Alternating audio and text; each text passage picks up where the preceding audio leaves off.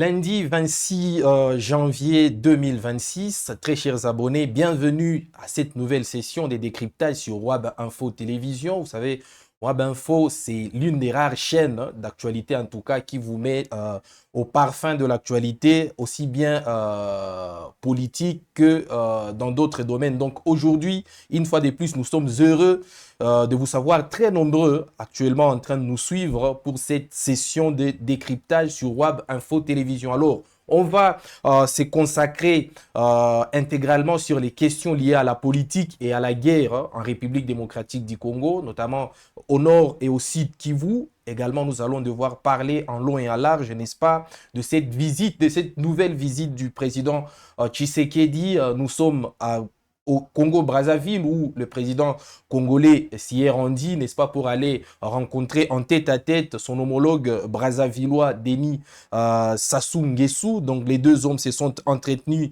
longuement et ils ont formulé quelques recommandations. On va devoir vous en parler, très chers abonnés, dans le cadre de cette production sur WAB Info Télévision. Alors on va également parler dans un premier temps de la situation au front. Vous savez, il y a toujours des accrochages. Certes, il n'y en a pas assez comme il y en avait par les passés, mais le belligérant continue toujours à s'accrocher. Nous sommes au front et exactement à Walikale où vraiment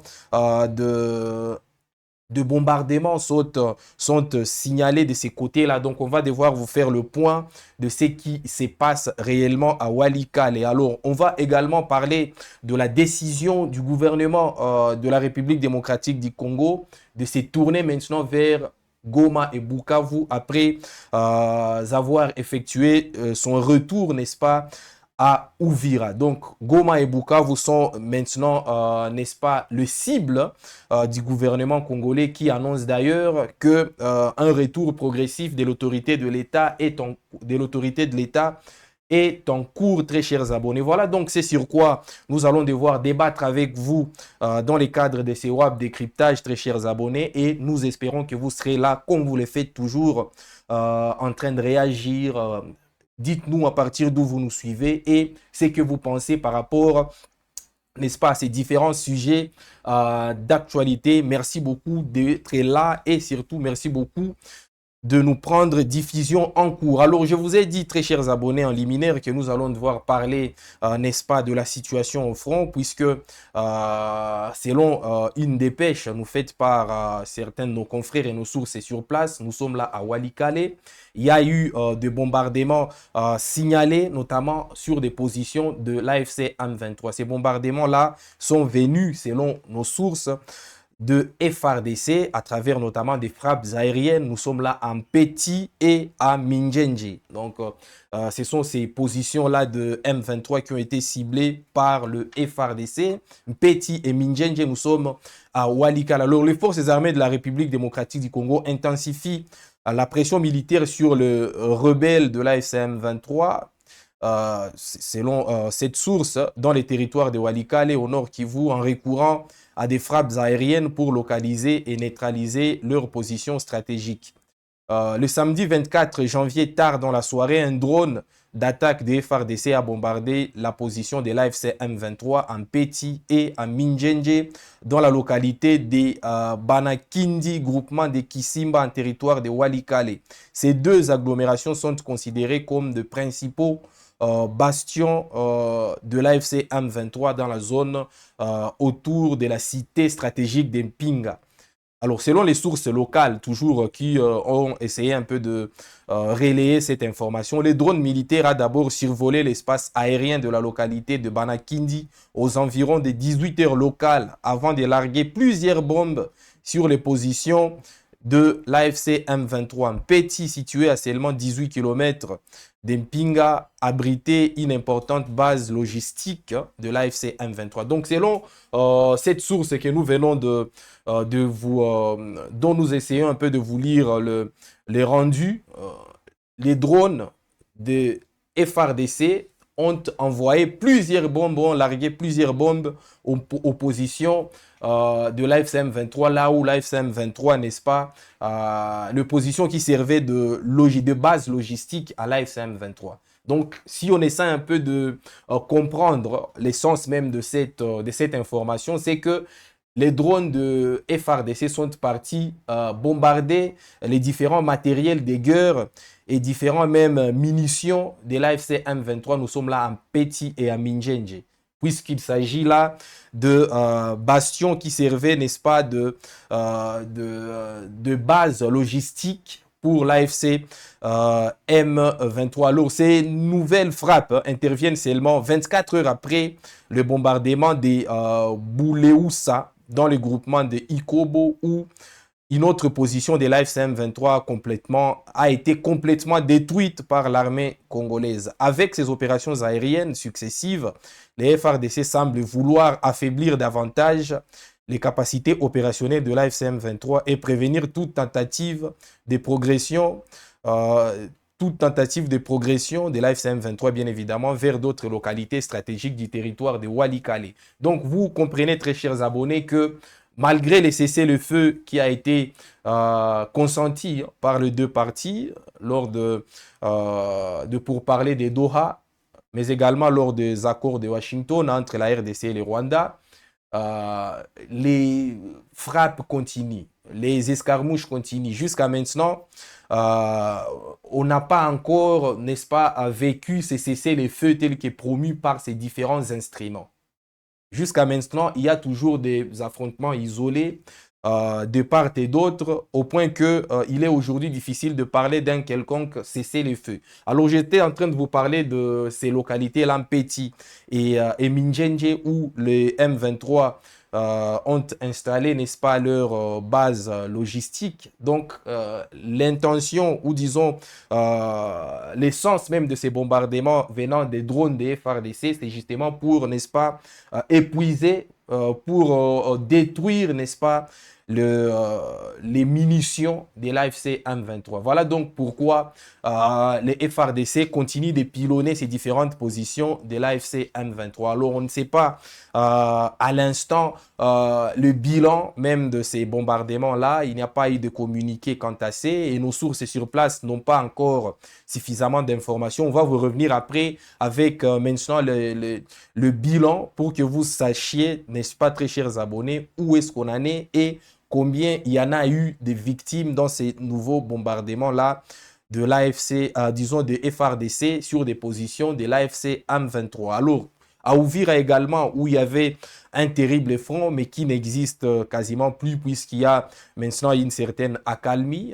Les M23 s'y étaient retirés et le FARDC s'y était rendu après le retrait de l'AFC M23, et on a appris départ, n'est-ce pas, nos sources, que Kinshasa est toujours en train, n'est-ce pas, d'implanter son autorité à Uvira. Et d'ailleurs, Kinshasa envisage, on va devoir vous en parler, très chers abonnés, de poursuivre la même opération à Goma et à Bukavu, bref, dans toutes les villes qui sont passées sous contrôle de l'AFC M23. On a vu à Uvira comment les gouverneurs Pouroussi du Sud Kivu a annoncé, n'est-ce pas, la libération totale de tous les territoires, n'est-ce pas, sous contrôle de l'AFC M23. Il a d'ailleurs dit que ça venait du chef de l'État.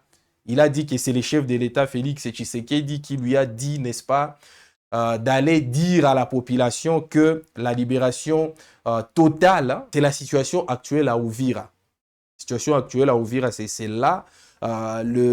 Disons, les FARDC sont au contrôle de cette ville, appuyés, n'est-ce pas, par les Wazalendo, et on a vu même certains mercenaires, hein, certains instructeurs, comme Kinshasa aime les appeler, on les a également aperçus de ces côtés-là à Uvira. Voilà donc la situation actuelle au front, très chers abonnés. Nous passons maintenant au tête-à-tête qu'il y a eu entre Félix Tshisekedi et son homologue du Congo-Brazza, Denis Sassou Nguesso. Alors, les deux chefs d'État se sont entretenus pendant longtemps. Tshisekedi, vous savez, il revient de Davos. Il a été d'abord à Davos accompagné de plusieurs de ses ministres. Point besoin de revenir sur la longue liste des ministres qui ont accompagné Félix Tshisekedi à Davos. Après Davos, il a fait détour par Paris, où il a rencontré, n'est-ce pas, son homologue français Emmanuel Macron. Là aussi, il s'est agi notamment de parler de questions sécuritaires. Hein. Qui dit RDC voit directement à l'est du pays. Tshisekedi s'était entretenu avec Macron. Ils avaient parlé notamment de la réouverture de l'aéroport de Goma. C'était également à cette occasion-là. Ils ont également parlé du soutien de la France, n'est-ce pas, dans la sécurisation de la partie est de la République démocratique du Congo. Alors, après l'étape de Paris, Tshisekedi s'est maintenant rendu à Oyo, au Congo-Brazzaville, où il a rencontré son homologue Denis Sassou Nguesso. Alors, de quoi il s'est agi exactement, très chers abonnés? Qu'est-ce que les deux personnalités clés de la région se sont dit à l'occasion de cette visite du président Tshisekedi à Oyo? Je vais vous laisser suivre, n'est-ce pas, un bref discours du président Tshisekedi où il est revenu notamment sur les raisons qui l'ont poussé à aller à Oyo pour rencontrer son homologue Denis Sassou Nguesso. Alors vous savez, Denis Sassou Nguesso, c'est quelqu'un qui est vraiment au centre des questions liées à la sécurité dans la région. C'est quelqu'un également de très chevronné, c'est un aîné, c'est quelqu'un de très expérimenté sur des questions liées à la sécurité en République démocratique du Congo, mais également c'est quelqu'un qui a développé un certain rapprochement. Si vous vous souvenez très bien, récemment, il a essayé un peu de nouer de rapprochement, notamment du point de vue économique avec le président rwandais Paul Kagame. D'ailleurs, ces rapprochements-là avaient déclenché un tollé total au pays, notamment à Kinshasa, puisque plusieurs Kinois, ils voyaient un acte de, voilà, ils voyaient un acte de détournement des intentions de Denis Sassou Nguesso, après qu'il a, n'est-ce pas, le président brazzavillois signé des accords économiques avec le président rwandais Paul Kagame. Alors, Tshisekedi s'est rendu au Congo-Brazza pour y rencontrer Denis Sassou Nguesso. De quoi ils ont parlé? Qu'est-ce qui a caractérisé cette rencontre-là, après l'étape de Paris, après l'étape de Davos, après l'étape également de Lomé? Tshisekedi vraiment multiplie des allers et retours actuellement.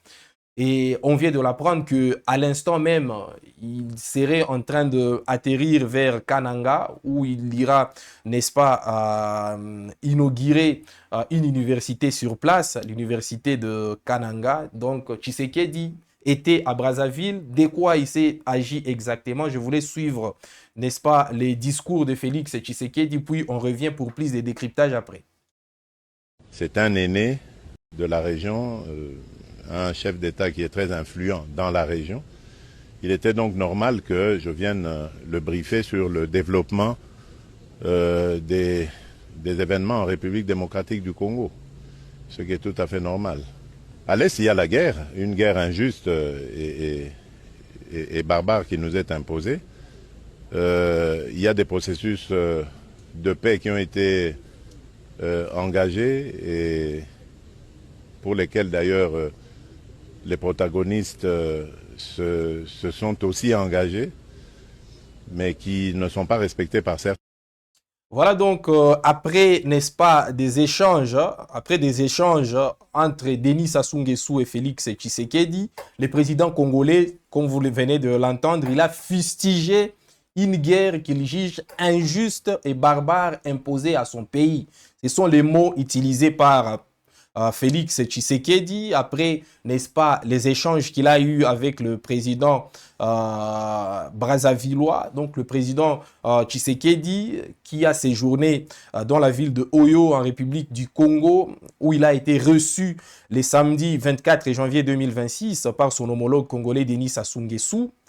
Le président Tshisekedi qui a dit que Sassou Nguesso était un aîné de la région, un chef d'État qui est très influent dans la région. Il était donc normal de venir les briefer sur le développement des événements en République démocratique du Congo, ce qui est tout à fait normal. À l'Est, il y a une guerre injuste et barbare qui nous est imposée.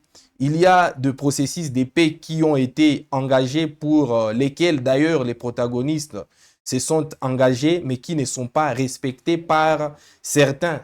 Telle est donc la déclaration de Félix Tshisekedi après les échanges qu'il a eu avec son homologue brassavillois Denis Sassou Nguesso. Donc Tshisekedi est allé en quelque sorte fustiger ou se plaindre de l'attitude, n'est-ce pas, de certains belligérants, de certaines parties prenantes aux différents accords. Je vous ai parlé pour parler des Doha, des accords de Washington. Donc, il est parti fustiger leurs agissements. Après ces accords-là, il a fustigé notamment ce qu'il a considéré comme une guerre barbare et injuste qui est imposée à la République démocratique du Congo. Alors, Tshisekedi garde toujours cette rhétorique-là, sa fameuse rhétorique de plainte.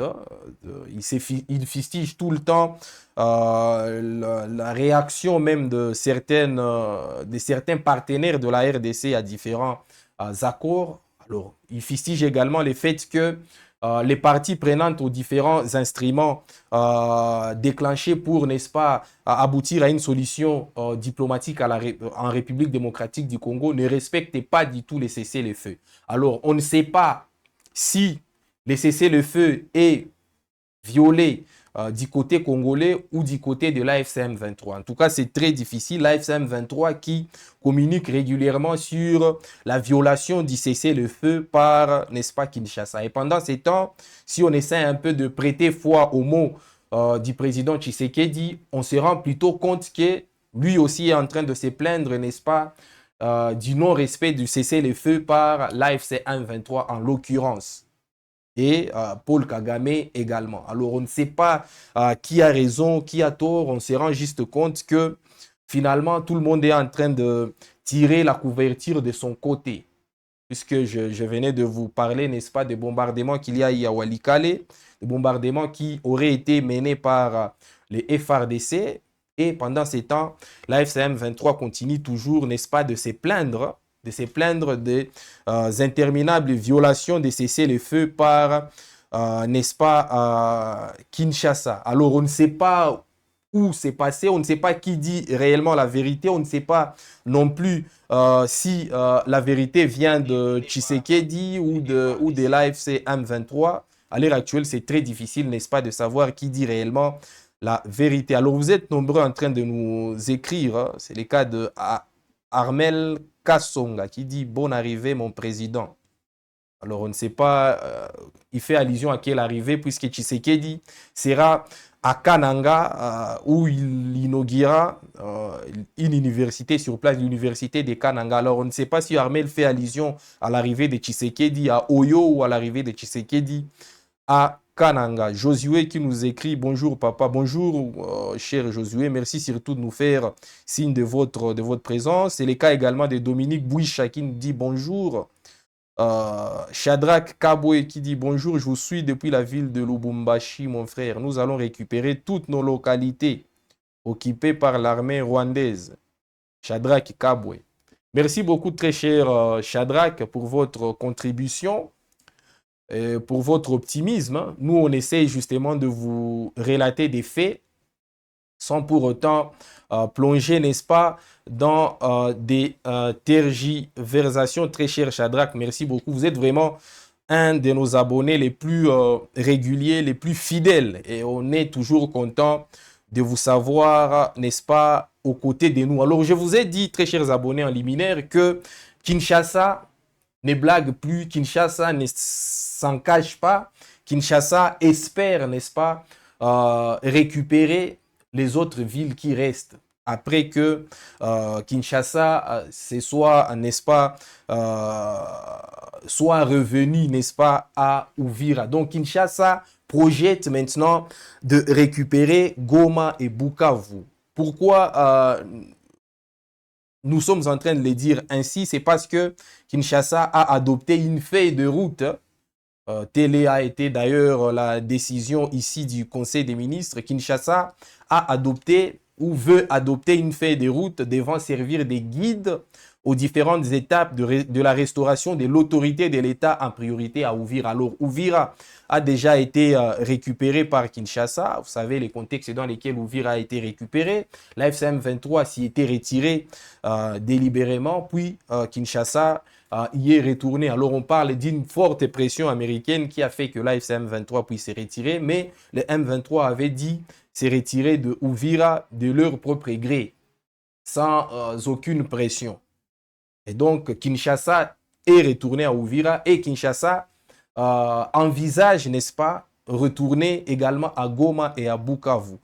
Alors, de quoi il s'agit exactement? Le gouvernement a été informé de la tenue d'une réunion d'évaluation convoquée par la première ministre Judith Suminwa Tuluka en vue d'activer le mécanisme de restauration progressive de l'autorité de l'État en commençant par Uvira, ville du Sud Kivu durement éprouvée par des scènes de pillage. Alors on sait, on vous a également parlé de scènes de pillage qu'il y avait à Uvira récemment. On vous avait d'ailleurs montré des vidéos illustrant des gens en train de piller absolument des maisons entières, des églises, des boutiques, des magasins. Et donc Kinshasa envisage, n'est-ce pas, installer une administration forte à Uvira afin de parer, n'est-ce pas, à tout ce qui s'y était passé. Cette information a été révélée par le vice-ministre, ministre de l'Intérieur et des Sécurités, de la décentralisation et des affaires coutumières, Jacquemain Chabani, vendredi 23 janvier 2026 à la 75e réunion du Conseil des ministres. Un Conseil des ministres dont, selon les comptes rendus, lu par le porte-parole du gouvernement et en exécution des instructions issues de la dite rencontre, il a été lancé en urgence jeudi 22 janvier 2026 un atelier national sur la restauration de l'autorité de l'État. Celui-ci a réuni des experts des secteurs concernés en vue d'élaborer une feuille de route à mettre en œuvre conformément aux accords signés par la République démocratique du Congo à Washington et à Doha. Les conclusions de concertation autour des questions essentielles permettront l'élaboration d'une feuille de route qui servira de guide aux différentes étapes à déployer pour restaurer l'autorité de l'État, prioritairement à Uvira, et qui pourra également servir pour toutes les autres villes et territoires actuellement occupés par l'AFC M23. Voilà donc la conclusion, n'est-ce pas, de ces assises. Donc Kinshasa espère mettre ou veut mettre une feuille de route qui guidera ses prochaines actions en vue, n'est-ce pas, de la restauration de l'autorité de l'État à Uvira d'abord, puisque Uvira est vraiment, connaît vraiment la restauration de l'autorité de l'État, mais également dans toutes les autres villes. C'est comme ça que le compte rendu a été dit, qui pourra également servir pour toutes les autres villes et territoires actuellement sous contrôle de l'AFC M23. Donc, tous les territoires, toutes les villes actuellement sous contrôle de l'AFC M23 sont aujourd'hui la cible, n'est-ce pas, de Kinshasa. Kinshasa qui veut y retourner à tout prix. Voilà donc le compte rendu de la 75e réunion du Conseil des ministres. Donc, Kinshasa ne s'en cache pas. Kinshasa veut récupérer les autres territoires, mais également les autres villes qui sont passées sous le contrôle, n'est-ce pas, de l'AFC M23. Alors, on ne sait pas comment Kinshasa va s'y prendre. On ne sait pas si ça sera par la force, à travers notamment la fameuse riposte vigoureuse promise par les chefs de l'État. On ne sait pas si ça sera, n'est-ce pas, par le dialogue, notamment à travers pour parler des Doha et les fameux accords de Washington dont on attend toujours la matérialisation jusqu'à maintenant. Alors on ne sait pas quel est le moyen que Kinshasa utilisera pour récupérer toutes les villes, puisque c'est comme ça que ça s'est dit, toutes les villes et tous les territoires qui sont passés sous le contrôle de l'AFC M23. Alors jusqu'à maintenant, on ne sait pas la stratégie qu'utilisera Kinshasa, on ne sait pas si ça sera la force, on ne sait pas si ça sera la diplomatie, mais Kinshasa, retenez bien très chers abonnés, voudrait récupérer tous les territoires et toutes les villes qui sont passées sous contrôle de l'AFC M23. Emmanuel Penouel qui nous fait signe de vie. Merci beaucoup très cher Emmanuel. Hélène qui dit Davos, Paris, Brazzaville.